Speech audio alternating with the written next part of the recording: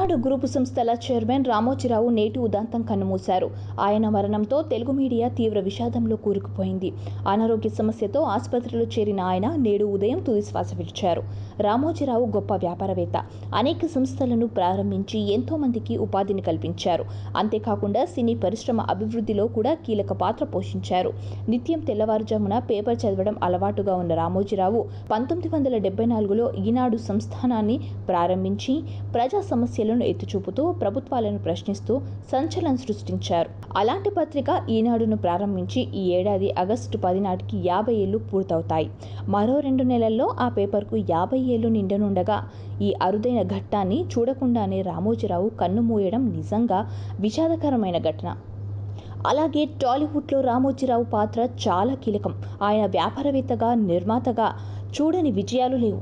తన సంస్థల ద్వారా ఎన్నో సినిమాలను తెరకెక్కించారు. ఎంతోమంది యువ నటులను హీరోలుగా పరిచయం చేసి వారిని స్టార్స్గా మార్చిన ఘనత రామోజీరావు సొంతం. ఈ ఉషా కిరణాలు అనే పదం వింటే అది మనసుకు ఎంతో హాయినిస్తుంది. ఆ రోజుల్లో ప్రతి సినిమా ముందు ఈ లిరిక్ వినిపించేది. రామోజీరావు టాలీవుడ్ చిత్ర పరిశ్రమలో ఉషా కిరణ్ మూవీస్ ద్వారా ఎంతో మంది ఆర్టిస్టులను పరిచయం చేశారు. ఈయన బ్యానర్లో వచ్చిన సినిమా ద్వారా జూనియర్ ఎన్టీఆర్, ఉదయ్ కిరణ్ తన టాలెంట్లను నిరూపించుకొని స్టార్స్గా మారారు. అంతేకాకుండా సీరియల్స్, సినిమా ద్వారా ఎంతో మంది ఆర్టిస్టులకు మంచి లైఫ్ ఇచ్చారు. చిన్న క్యారెక్టర్ ఆర్టిస్ట్గా తమ జర్నీ మొదలుపెట్టి ఎంతో మంది స్టార్స్గా మారిపోయారు. ముఖ్యంగా టాలీవుడ్లో ఈయన పాత్ర అనేది చాలా ఎక్కువగా ఉంటుంది. అయితే ఆయన సినిమాలకు సంబంధించి ఒకే కోరిక తీరకుండానే మరణించారని అంటున్నారు.